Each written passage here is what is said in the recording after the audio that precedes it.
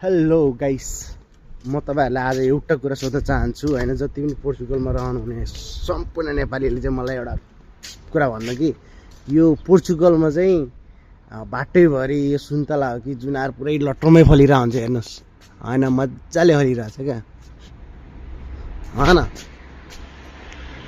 मज्जाले फलिरहेछ यो हैन।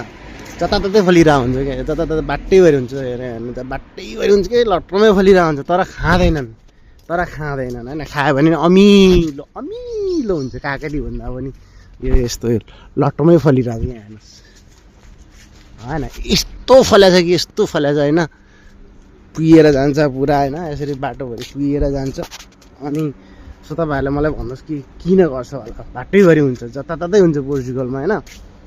सो नेपालमा पनि के भन्छ, हरानको मेयर हर्क साम्पाङले पनि श्रमदान गर्दाखेरि चाहिँ अब जति पनि फलफुलहरू रोपेर, बोट बिरुवाहरू रोपेर फलफुल चाहिँ खाएर जाओस्, बाँदरले खाओस्, मान्छेले खाओस् भन्छ नि, त्यस्तै टाइपको पनि यो पनि त्यस्तै हो। तर बाँदरले चाहिँ खाँदैनन्, मान्छेले पनि खाँदैनन्, यो कुहिएर जान्छ। चराचुरुङ्गी खाँदैनन्, कुहिएरै जान्छ यो चाहिँ हैन।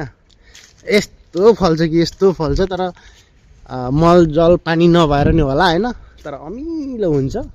तर फल चाहिँ लास्टै फल्छ कि यो। सो प्लिज कमेन्ट गर्नु होला गाइस।